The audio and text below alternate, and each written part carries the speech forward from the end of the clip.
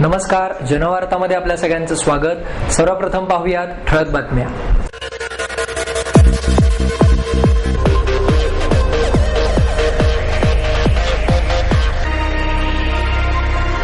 Myers MIT school of गव्हर्नमेंटच्या वतीने छात्र प्रतिनिधी संसद संमेलनाचे आयोजन। सिंहगड रस्त्यावरील BRT प्रकल्पास विरोध दर्शवण्यासाठी भारतीय जनता पक्षाच्या वतीने निदर्शनांसह सह्यांची मोहीम। देशाच्या सार्वभौमत्वाचे संरक्षण करण्यासाठी सशस्त्र सेना दले सुसज्ज असणे गरजेचे आहे, राष्ट्रपती प्रतिभाताई पाटील यांचं प्रतिपादन। आणि फुटपाथवासी परिषदेच्या वतीने महापालिकेसमोर धरणे आंदोलन। मायर्स MIT स्कूल ऑफ गव्हर्नमेंटच्या वतीने छात्र प्रतिनिधी संसद संमेलनाचे आयोजन करण्यात आले आहे। भारताचे नेतृत्व करण्यास सज्ज होत असलेल्या युवा पिढीला देशाला भेडसावणाऱ्या समस्यांबाबत जाणीव निर्माण व्हावी, त्यावरील मते मांडण्यासाठी व्यासपीठ मिळावे आणि या संदर्भात प्रख्यात व्यक्तींशी संवाद साधता यावा या हेतूने राज्याचे उच्च व तंत्र शिक्षण खाते MAEER's MIT school of government यांच्या वतीने 12 ते 14 जानेवारी दरम्यान भारतीय छात्र प्रतिनिधी संसद संमेलनाचे आयोजन करण्यात आले आहे। युवकांना इंडिया 2020 चे स्वप्न दाखवणारे माजी राष्ट्रपती डॉक्टर APJ अब्दुल कलाम, नारायण मूर्ती यांच्यासह आंतरराष्ट्रीय ख्यातीच्या व्यक्तींशी या परिषदेत विद्यार्थ्यांना संवाद साधता येणार आहे। परिषदेचे उद्घाटन 12 तारखेला दुपारी 4 वाजता केंद्रीय मनुष्यबळ विकास मंत्री कपिल सिब्बल यांच्या हस्ते होणार आहे। मुख्यमंत्री पृथ्वीराज चव्हाण, उच्च व तंत्र शिक्षण मंत्री राजेश टोपे, महापौर मोहनसिंग राजपाल, कुस्तीपटू सुशील कुमार आदी यावेळी उपस्थित राहतील। MITचे संस्थापक संचालक doctor Vishwanath Karad, school of गव्हर्नमेंटचे संस्थापक प्राध्यापक राहुल कराड, संस्थेचे अधिष्ठाता शरदचंद्र दराडे पाटील यांनी पत्रकार परिषदेत ही माहिती दिली। देशातील 2000 आणि राज्यातील 4000 कॉलेजमधील सुमारे 7000 विद्यार्थी या परिषदेत सहभागी होणार आहेत। विविध क्षेत्रातील नामवंत व्यक्तींचे 11 सत्रांमध्ये विद्यार्थ्यांना मार्गदर्शन घेता येईल। माजी राष्ट्रपती डॉक्टर अब्दुल कलाम, श्री रविशंकर, राहुल बजाज, लालकृष्ण अडवाणी, नारायण मूर्ती, आशुतोष गोवारीकर आदींचा यामध्ये समावेश असेल। प्रत्येक सत्राचे उद्घाटन राज्यातील विद्यापीठांचे कुलगुरू करणार असून युवक आमदारांच्या भाषणाने सत्राचा समारोप होईल। या परिषदेमधील ठरावांवर विद्यार्थ्यांना मोबाईलच्या माध्यमातून सहभागी होता येणार आहे। तसेच परिषदेतील ठराव युनेस्को आणि केंद्र राज्य सरकारकडे पाठवण्यात येतील, अशी माहितीही राहुल कराड यांनी दिली। पहिली विद्यार्थी संसद परिषद, ज्याला parliament of student council leaders of India and Maharashtra state, अशा प्रकारचा उपक्रम या MIT ग्रुप ऑफ इन्स्टिट्यूशन्स आणि त्यातूनही महाराष्ट्र शासनाच्या तंत्र शिक्षणाच्या वतीनं माननीय नामदार राजेश टोपे, आमचे Rahul Karad MIT school of गव्हर्नमेंटचे, TN सेशन यांच्या अध्यक्षतेखाली मार्गदर्शनाखाली ही पहिली स्टुडंट काउन्सिल लीडर्सची परिषद, पहिला छात्र संसद परिषद असं म्हटलं त्याला, तर ही घडते आहे 12 जानेवारीला, जो विवेकानंदांचा जन्मदिन आहे, ज्याला युवा दिन म्हणून आपण साजरा करतो।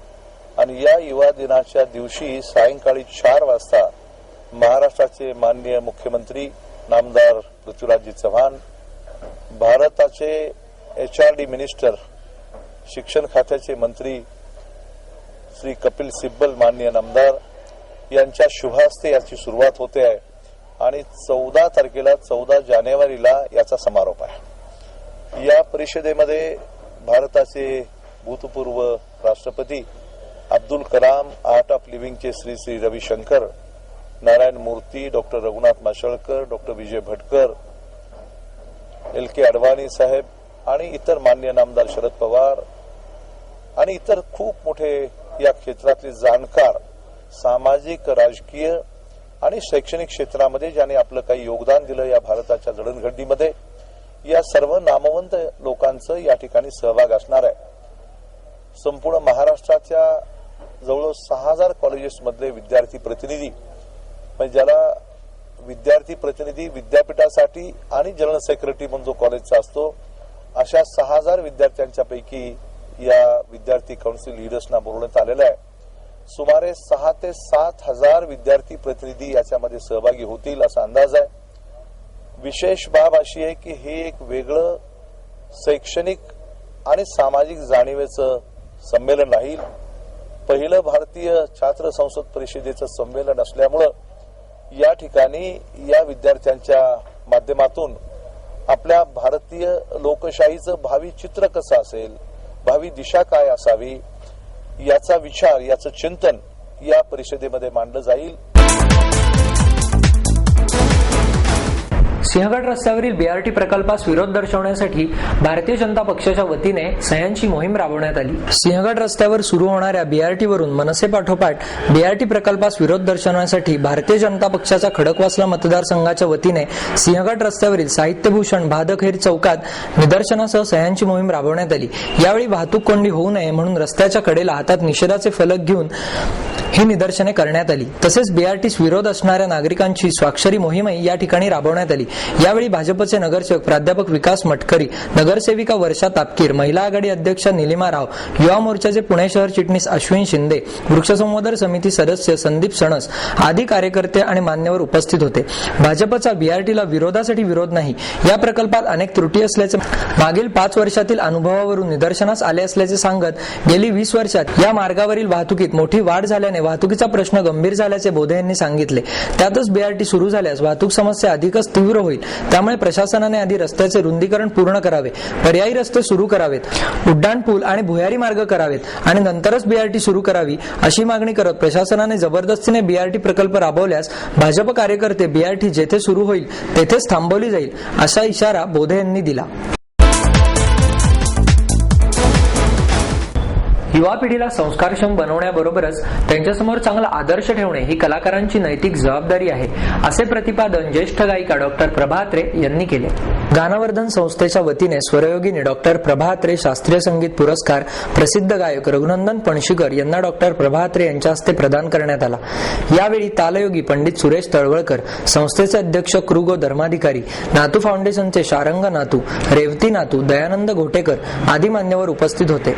यावेळी बोलताना अत्रे म्हणाल्या, कलाकार हा दुहेरी जीवन जगत असतो. एकीकडे कलेचा साधक म्हणून तो साधना करत असतो, तर दुसरीकडे तो व्यावसायिकही असतो. श्रोत्यांची साथ मिळाली नाही तर साधकाला कलाकार बनता येत नाही. कलाकाराला मान सन्मान आणि पैसा मिळाला तर तो स्वतःतील माणूसपणाही विसरतो, असेही त्या म्हणाल्या. पणशीकर म्हणाले, किशोरीताईंकडे 20 वर्ष गायनाचे शिक्षण घेताना त्यांनी माझ्यावर जे संस्कार केले त्या संस्कारांवरच मी घडत गेलो. ताईंबरोबरच त्यांचे समकालीन गाणारे सर्व गायक माझे गुरु आहेत. गाणे शिकताना मी ज्या गायकांचा आदर्श समोर ठेवला त्यात प्रभा अत्रे अग्रस्थानी आहेत, असेही ते म्हणाले. देशाच्या सार्वभौमत्वाचे संरक्षण करण्यासाठी सेना दले सुसज्ज असणे गरजेचे आहे, असे मत राष्ट्रपती प्रतिभाताई पाटील यांनी व्यक्त केले. शुक्रवारी सकाळी राष्ट्रपतींचे कार्यक्रमस्थळी आगमन झाले. यावेळी तिरंगा आणि स्क्वॉड्रनचा ध्वज घेऊन जाणाऱ्या 4 हेलिकॉप्टरनी त्यांना सलामी दिली. त्यानंतर हवाई दलाच्या सैनिकांनी राष्ट्रपतींना सलामी दिली. 31 स्क्वॉड्रनचे प्रमुख विंग कमांडर ए श्रीवास्तव तर 9 बीआरडीचे प्रमुख एअर कमांडर BR चंद्रन यांना राष्ट्रपतींच्या हस्ते ध्वज देऊन गौरवण्यात आले. लोहगाव विमानतळावर 31 स्क्वॉड्रन व 9 दुरुस्ती विभागाला त्यांच्या उल्लेखनीय कामगिरीबद्दल प्रेसिडेन्शियल स्टँडर्ड आणि कलर प्रेझेंटेशन देऊन गौरवण्यात आले. यावेळी राज्यपाल के शंकर नारायणन, हवाई दल प्रमुख प्रदीप नाईक, सहकार मंत्री हर्षवर्धन पाटील आदी मान्यवर उपस्थित होते. यावेळी बोलताना राष्ट्रपती म्हणाल्या, भारत आर्थिक विकासाच्या मार्गावर आहे, त्यामुळे आमचे शांतता राखण्यास प्राधान्य आहे. त्याकरिता आपल्याकडील संरक्षण दले सुसज्ज आणि सामर्थ्यवान असली पाहिजेत. आम्हाला कोणाशीही शत्रुत्व करायचे नाही किंवा वाढवायचेही नाही. मात्र कोणीही आमच्यावर शत्रुत्व लादल्यास आमची सशस्त्र सेना दले पूर्ण शक्तीने मैदानात उतरून तिरंगा फडकवत ठेवतील, असा विश्वासही त्यांनी व्यक्त केला.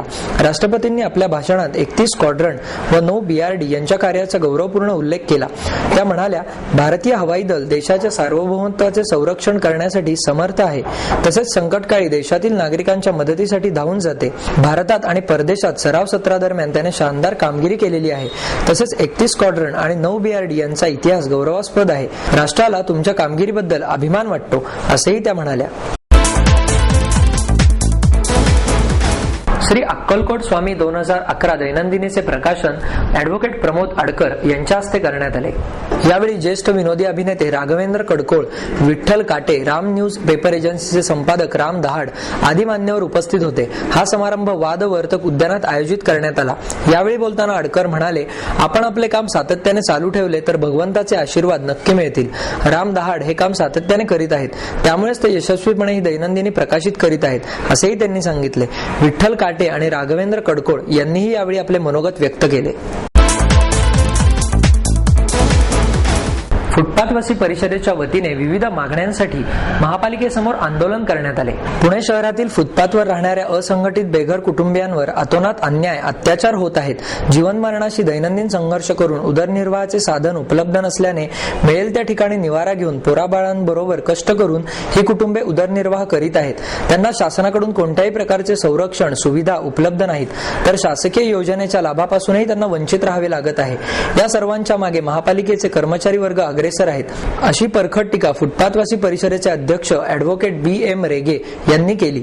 महापालिकेने निवाऱ्याची सोय करावी, दारिद्र्य रेषेखालील नागरिकांना दिल्या जाणाऱ्या शिधापत्रिका द्याव्या, घरपोच धान्य पुरवठा करावा, स्वहमीपत्र घेऊन जातीचे दाखले द्यावेत आणि बेघरांवर अन्याय करणाऱ्या पालिका कर्मचाऱ्यांवर कठोर कारवाई करावी, अशा मागण्या फुटपाथवासियांनी केल्या. महापालिकेसमोर या मागण्यांसाठी एक दिवसीय आंदोलन करण्यात आले. या मागणीला प्रतिसाद न मिळाल्यास पुढील काही दिवसात जिल्हाधिकारी कार्यालयासमोर बेमुदत उपोषण करण्यात येणार आहे.